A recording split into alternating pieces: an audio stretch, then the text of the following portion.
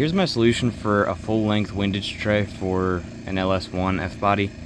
So this is actually an LS2 going into my Fbody, but this is an LS1 Fbody pan. If you've ever been inside of an LS1 from an Fbody, you know the windage tray stops right after these bolt holes here.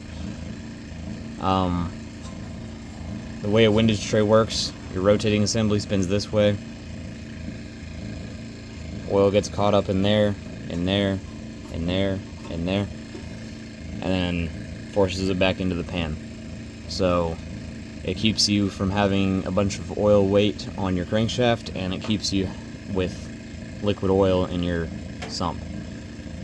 I'd like to rev this engine to at least 7,000 RPM. The higher the RPM you run, the more you need a good windage tray. So I wanted to keep these front ones, but the only solutions I could find online are just people chopping these off right here.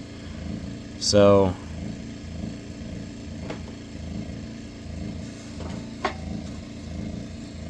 this is for the pickup tube.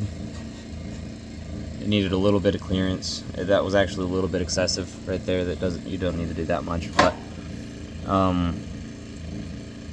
this is roughly the position that the windage tray will be sitting in the pan. It'll be elevated off the bottom a little bit. But before I chop this out, these sat above the surface of the pan. What these bolt to, it's actually nuts. The nuts hang down lower than the bottom of the block.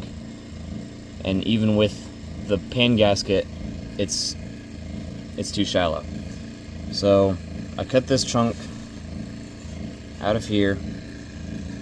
I ground this down to give me some more clearance there. Same on the other side. So now we still got those fins that catch the oil, all of them on both sides, plus plenty of room for the oil to drain back down into the sump,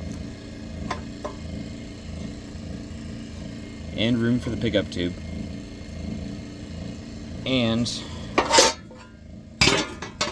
the pickup tube bolts on the opposite side on the Fbodies. So this is a lot bigger than these. This is where the pickup tube would bolt on a Corvette or something. The Fbody one bolts on the other side, so if you get an Fbody windage tray, it has this on this side. I just took a rotary tool with an aggressive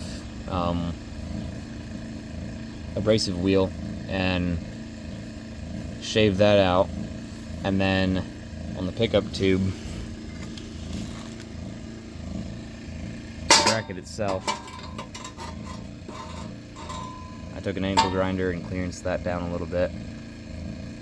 And this bracket doesn't have to hold that much weight, so it's not like it's gonna affect anything. But that was my solution.